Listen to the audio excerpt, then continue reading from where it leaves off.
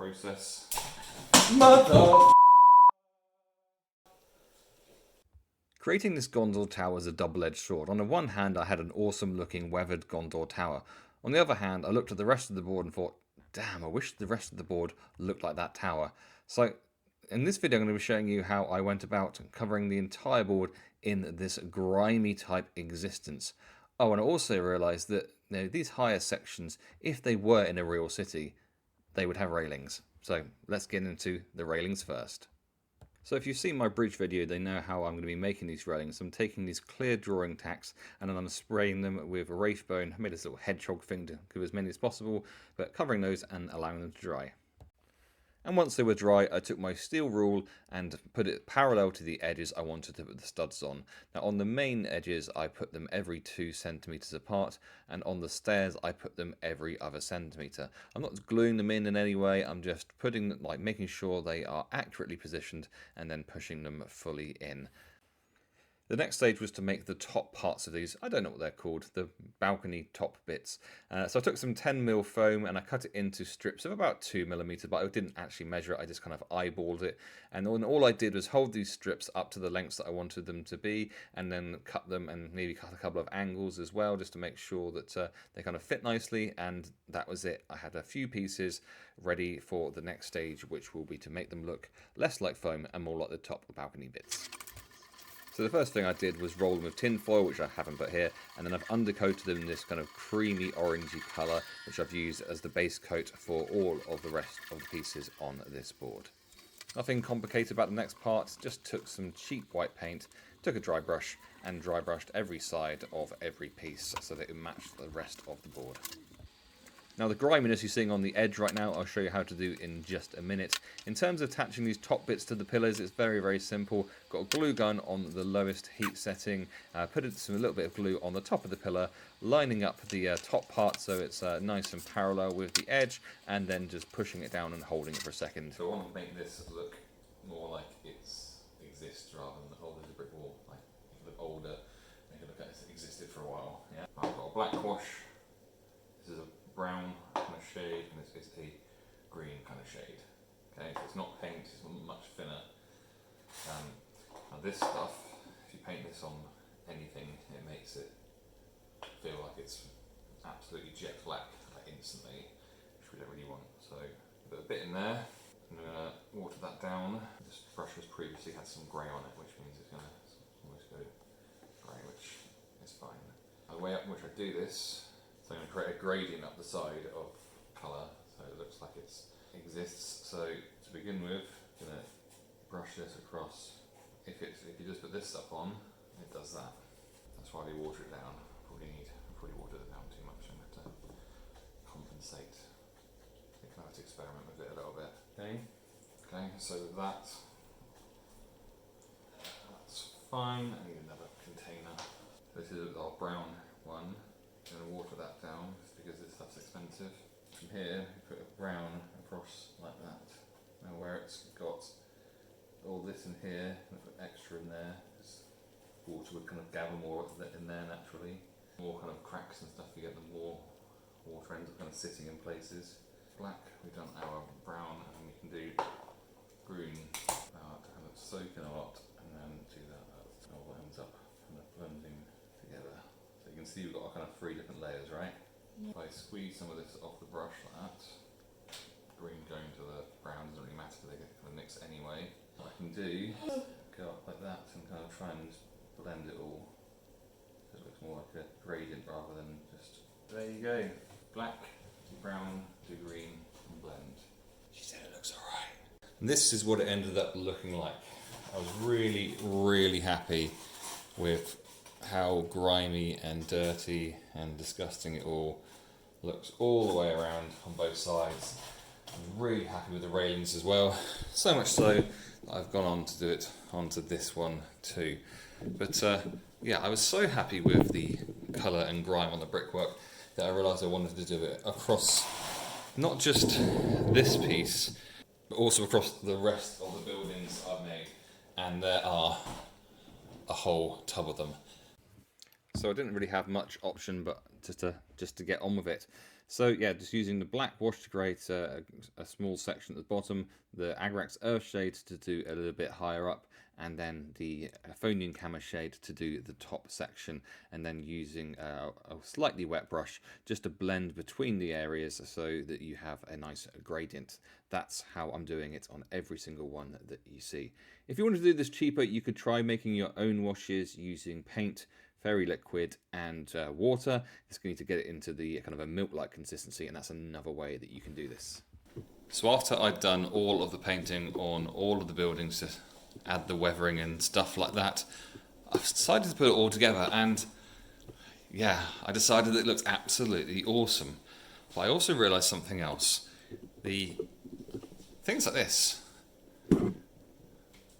and this and this look all weathered and dirty, like they've been hit with the rain, but if we look at the floor, give you a fly over here, the floor itself just doesn't look quite right to me. So that's why I'm going to be going through the laborious task of making the floor dirty as well, and some more details. The other thing is that these posts here, whilst they look awesome in shape, they're not correct in colour and they stand out way too much, so I need to do something about that as well. So what I'm going to try with this is take some not cheap paints. So I'm using these Vallejo acrylics, get some grey on there. That's going to get a little bit too light, so add in some oil. I think something like that would be okay. Now I'm going to take a sponge. That's going to be any sponge. I'm going to get some of this paint on the sponge here. Make sure it's not completely loaded up. And to begin with, what I'm going to try and do is just sponge some paint onto these, just to try and make this a bit smaller so I can get into the gaps more easily. So a bit on there, and then hopefully I get in from most angles. I think the first ones have gone a bit too hard. It's almost like they've just been painted. I don't want them to look painted, I want them to look like they've got a bit of texture to them. So I feel like dry brushing that betters more. And I would dry brush these, but these are just completely smooth. So you can't really dry brush it if it hasn't got any texture to it at all. Well, you can, but it doesn't really get anywhere. So what do I think about that? I think, compare the sides, I definitely prefer this side, that I've done some onto that side. So I'm going to continue this across the rest of this, and I'm going to see what it looks like and then decide what I'm going to do from there. I've decided to change things up, having done a bunch of them, because whilst I like it, I think it looks a bit better. It's a bit slow, and then I'm not getting into enough detail. So this is where the power of an old brush comes in. So this is why I don't throw away all my brushes once they get a bit wrecked. So using the same paint, what I'm doing is I'm not painting it, I'm just like stippling it like that, and deliberately leaving gaps in it and getting into the detail that I couldn't get into with the sponge. Nothing particularly difficult here, just half painting something. I think they probably look a lot better, so I'm just going to do some of the outside here that I didn't get with the sponge first time around. So they end up looking like that for now, which I'm just going to say I prefer already. See what else I'm going to do with it though. Now I have decided I want to dirty this up a bunch more. Now I could do this with some paint, mix some brown paint up and do it like that. Could do it with expensive paint, do it with cheap paint. What I decided to do is I've had some sterling mud, technical paint. It's been sat with my shelf for ages not doing anything. It's kind of dried up a bit, but I've put a bit of speed paint medium in it. And what I'm going to do is I'm just going to create some areas that are just a bit dirtier. So thinking about where some dirt might have gathered maybe, but also just randomly putting it in a few different places just to make it look a bit more interesting. So nothing particularly difficult about any of this, just I hope you can hear that. It's that's Jazz, who you may have seen in other videos, disagreeing with the fact that there's a new kitten in the house. This isn't going to change the board massively in any way at all. It's just going to make it a bit more visually interesting. I think that it being kind of dirtied up is going to fit in a lot better with the sides, which are dirtied up already. So, you know, despite the fact that it's done very little at all, that's probably all I'm going to do on it. And there are a few places on the board, like this edge here, where when I've been dry brushing I had too much white paint on the brush, so it's end up with some white scuffs on it, which don't look very good. So I'm just going to go over a few of those just to make it look a bit better. Just a few areas of dirt, and I'm going to go across the rest of the board, kind of like that. So randomly picked up this tile rather than any of the other ones, and I like how it looks. If I have the dirtiness, we've got the flock, we've got the building footprints, and it looks good. I'm happy with it, but I think that we can just take it just a little bit further, and you can see how on this building here I put some tufts and things growing out of the cracks. I think that that would actually work quite well on the tiles themselves. So I'm going to start, I've got a few different ones. So I've got these darker ones, I've got these little green ones, I've got these more yellowy ones. So I'm going to start thinking about where they might be, maybe putting some in the brown here just to kind of break them up a little bit. These aren't self-adhesive annoyingly, but you can see that maybe how a couple down here might make it look a bit better, different. Quite like how that looks. So all that's going to be is a case of taking sometimes super glue. Oh, let's try super glue. Super glue is the easiest one to work with if it does want to work. So let's just choose that exact spot there. Spread the glue out so it's not all going in one place. And just giving that a second. Now I feel like there should be enough paint between the foam and the tuft such that it's not just going to melt the foam. So we'll leave that a minute, see what it does. If not, we'll use the other glue. Now the other glue that I will be using is super fast PVA. You could just use regular PVA. It just isn't as fast. I'll put in the name. So the spout thing on this has seen better days. So anyway, just use the underside of the cap as a little vessel for the glue. Now this will definitely not dry instantly, but you can be fairly quick and neat with it, like that. How's this one doing? Feels like it's beginning to get tackier. So I've kept the buildings on just so I can have an idea of, you know, what might go where. I'm thinking maybe more towards these building footprints might be a good thing rather than all being kind of out in the open. So I'm going to get on with just sticking them down.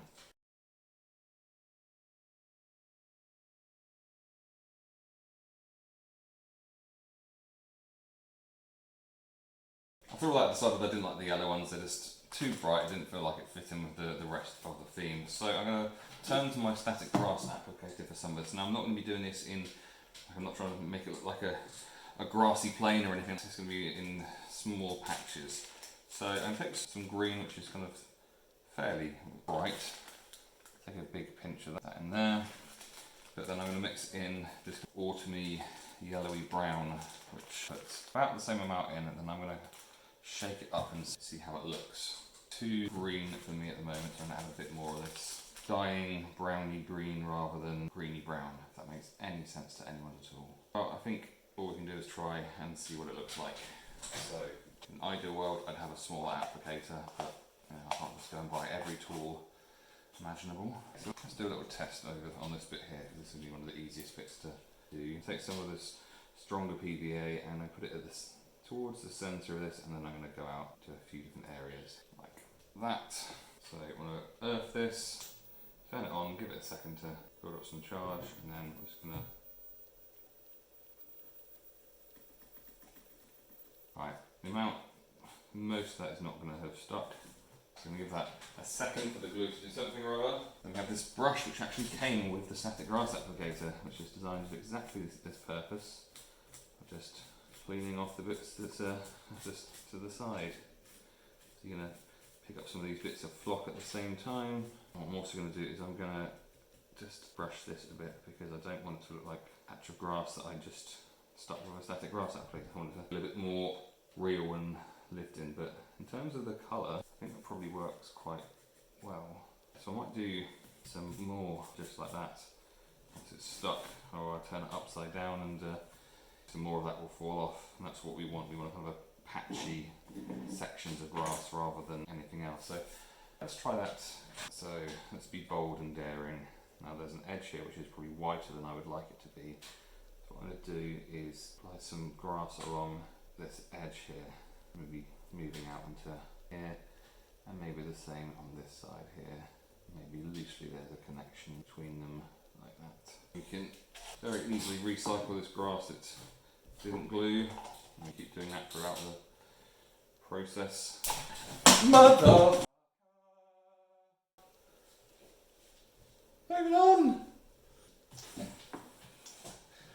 was fun. Just like that, and we can do the same sort of thing.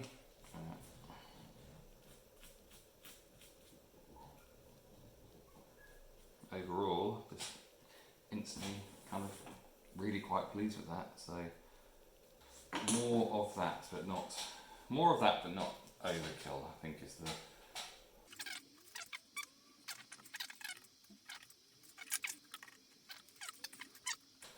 Obviously it's going to look slightly different with the glue dried, but yeah, that looks much more like a real lived in thing that's had some time to grow some stuff. So this sort of thing across the rest of the board, I think. And here we have the board in what I am calling loosely its finished state. So you can see here how I have applied the static grass in all sorts of places across the board. And I really think it brings the kind of rather dead looking city to life, like it might have once had some things growing around it. So we've got the tufts in various different places as well. We've got Astrid who wants to play. And yeah, I'm really happy with how it looks. So if you enjoyed this, then please hit the like button, please subscribe to the channel so that you know when new videos come along, as well as hitting the notification bell. My next video to finish off this series is to explain the board in full, showing you all of the different pieces, all of the different things that we can do with it, a whole bunch of different setups, and hopefully inspire you to make your own one. Thanks for watching, and I'll catch you for another video soon.